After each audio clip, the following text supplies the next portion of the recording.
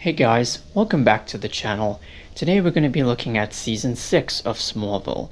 So in this season, several Phantoms have escaped from the Phantom Zone, and it's up to Clark to send them back. Meanwhile, he also gets caught up in a love triangle. One of the worst love triangles in TV history. So, putting the love triangle aside, this season is, in my opinion, very underrated. Many consider it to be one of the absolute worst seasons in the entire show. I really enjoy it, and there's so much to talk about. So, let's get into it.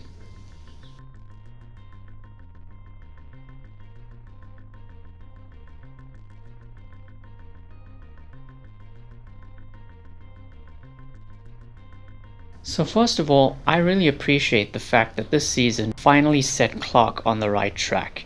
He's no longer running away from his destiny, he's embracing it. And even the love triangle that I keep bringing up over and over again, it may distract him a little bit from his priorities, but even with all of that, he overcomes his challenges. As for Lex, season by season, his obsession with Clark only continues to get worse. And in this season, it's on, well, I wouldn't say full display, but it's on display. But there is one thing that's keeping him happy throughout this time. And if you've watched this season, you probably know what it is. Lana is in a new relationship this season, and she discovers something that I guess she's been wanting to know for years now. Lionel is helping Martha towards becoming the next Kansas State Senator. However, there are some actions of his throughout the season that can be rather questionable. Whether that's good or bad is up to you. Chloe discovers something about herself that she never knew prior to the season, and it definitely has an impact on her throughout the rest of the show. Lois is finally taking an interest in investigative journalism, and this is extremely important considering she ends up at the Daily Planet alongside Clark. This season also introduced some new characters. Firstly, there's Oliver Queen, aka Green Arrow, played by Justin Hartley. There's also John Jones, aka the Martian Manhunter, who's played by Phil Morris. And of course, there's Jimmy Olsen, played by Aaron Ashmore. And fun fact, Aaron Ashmore's twin brother Sean Ashmore played a character earlier in the show named Eric Summers, who appeared in seasons 1 and 3. So the idea of Sean's twin brother Aaron playing another character on the show felt weird at first, but trust me, you'll get used to it. The episodes where Clark pursues the Phantoms are pretty cool. You don't really need to watch all of them, but I'll still recommend all of them if you're interested. They each have something unique to offer, and they really showcase what Clark is capable of at this point. Plus, you can also expect a few special guest appearances in these episodes from Bow Wow and WWE superstars such as Batista and Kane. Clark discovers a new power this season, which so happens to be super sneezing.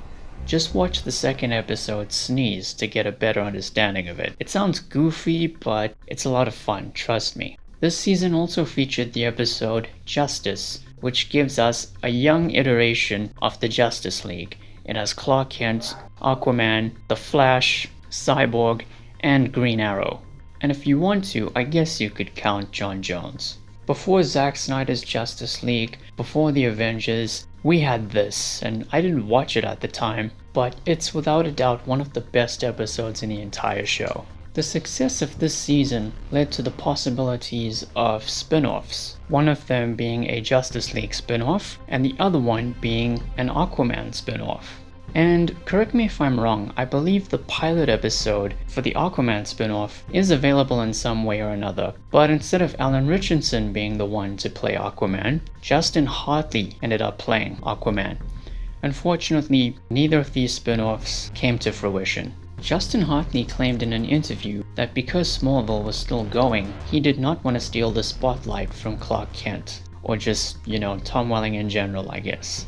But I think this is also largely due to the fact that Season 6 was the first season to air on the CW network, because there was some kind of merger going on behind the scenes, and because of that, all future seasons of Smallville would air on the CW network, and it was a very small network at the time, so this led to budget cuts here and there, and it shows. And the finale was absolutely amazing, and it introduced a new DC villain that I was really looking forward to seeing on the show.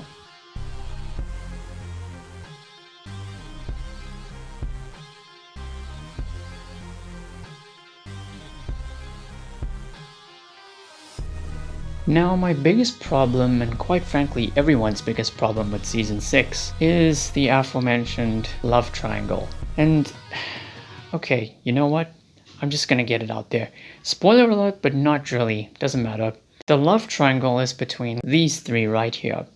It's a good idea, but at this point in the show, it's far too late. Clark just really needs to get over Lana. And it felt a little bit soap opera-ish, given the fact that the characters were already out of high school. And it took up so much of the season that some of the Phantom episodes end up playing out like just your typical Monster of the Week episodes. You know, it ends up overshadowing Clark's journey towards his destiny. And even some of the promotion for the season revolving around this aspect came off as cringeworthy. I mean, look at this.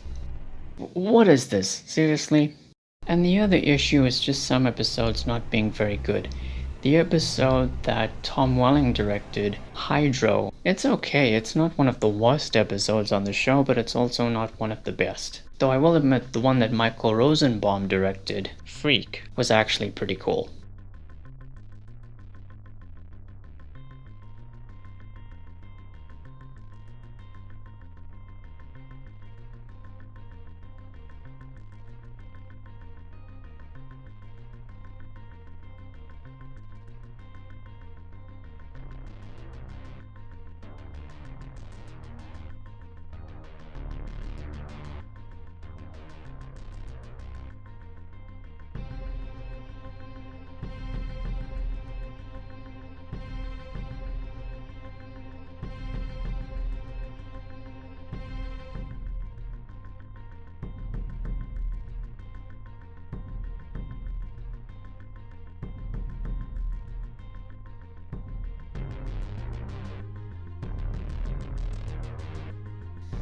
So yeah, those are my thoughts on Season 6 of Smallville. Next time we're going to be looking at Season 7. So thank you all for watching, please be sure to like the video, share and subscribe, hit the notification icon, be safe during this time, and I'll see you soon.